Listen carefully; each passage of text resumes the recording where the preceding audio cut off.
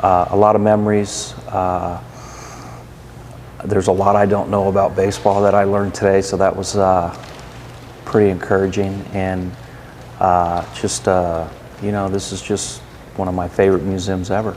You've said your family's been so important to you. And Greg Maddux was a ferocious pitcher, striking fear into the hearts of batters. But alongside his stellar career, he led a double life filled with wild pranks and antics that could lead his stellar career into a pitfall of no return. Let's uncover the surprising secret life of Greg Maddux together. Greg Maddux was born in April 1996 in the famous land of Texas. He started to get training with his father and mastered the fundamentals of the game at an early age. In his junior and senior school years, he earned All-State. People were starting to notice his abilities and were expecting him to become the greats of this game. He went on to win 4 straight Cy Young Awards in his career. He also won more games than any other player who started their career post-World War II. Maddux's great talent led him to be selected by the big leagues soon after his graduation. He is the only player in the history of MLB to win 15 games or more for 17 seasons in a row. Maddux has gathered 18 Gold Gloves throughout his amazing career. He was an amazing control pitcher and finished his career in 8th spot on the all-time win list. Maddux had a career that every pitcher dreams of, but behind all this glory, there was a funny side to him that very less tennis fans know about. He used to pull out weird and horrifying pranks that would leave his friends worried about his mental situation. Today we will be finding out what weird pranks he pulled when he was high from winning the game or frustrated from loss. We'll discover the wild truths about the lives of baseball players you've been dying to know. Subscribe to, make sure you don't miss out on that, and let's start with the mysterious life of Greg Maddux. Each friend group has that one guy whose idea of fun goes a bit too far. They pull out pranks that are horrifying and leave you thinking, are they normal? But these types of guys are highly loving and they care a lot. They help you when you are struggling and want the best for everyone. But you simply can't escape their pranks when your parents walk into your room and they lay out several positive pregnancy tests on your bed. But Maddux was going a bit too far with his clubhouse pranks. These pranks started to annoy people, but they were quite funny. One of his friends, John Smoltz, said that Maddux would use his rental car to crash into other player rental cars until their bumper fell off. You can expect a random teenager to do this type of thing, but this was a professional baseballer. When he used to sit cars of his friends, he would spit tobacco everywhere. He had this bad habit of picking his nose and leaving it anywhere he wanted to. But these pranks started to get worse when he was in the clubhouse. He would start to split on the ceiling and painfully watch as they fell off the floor to annoy the reporters. He would also annoy his teammates by saying that a fly ball that was in the air for 6 seconds was 100% catchable.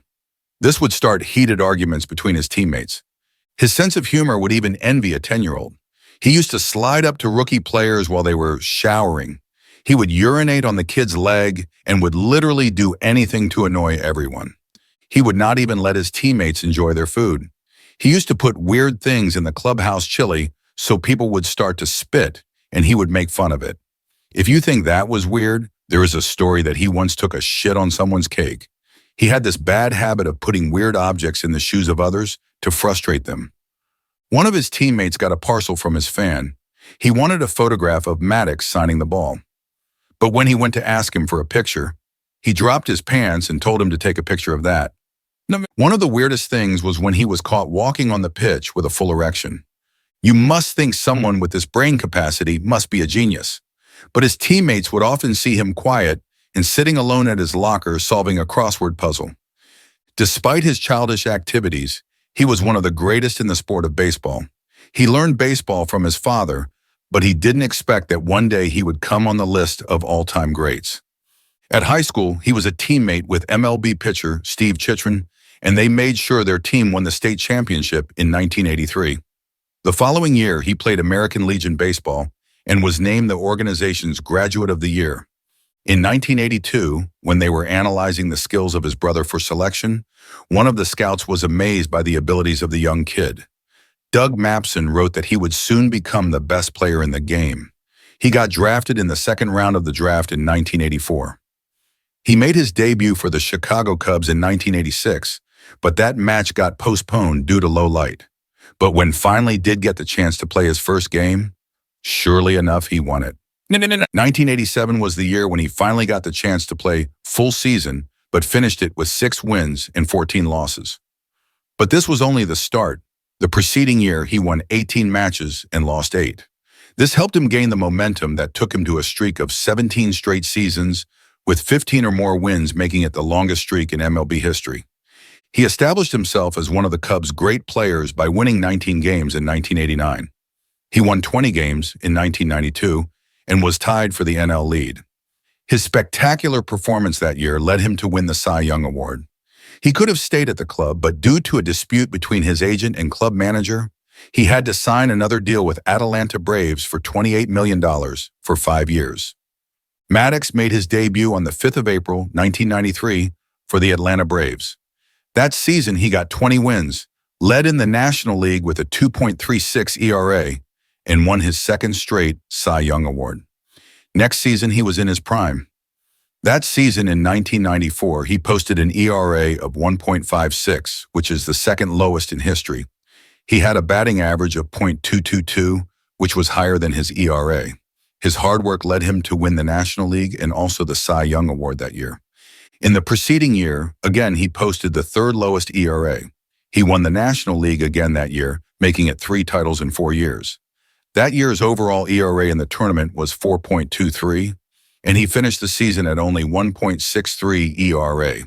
He was the sole force that led the Atlanta Braves to win the World Series that year because of his spectacular performance. He also won his 4th Cy Young Award, consecutively setting another record. He signed a $57.5 million contract extension with his club in 1997, making him the highest paid player in baseball. The following year in 1998, he struck out 200-plus batters. But despite all of his efforts, they were still not able to win the World Series. In 2000, he made his 387th putout, breaking Jack Morris's career record. He had 41 1/3 scoreless innings in May 2001.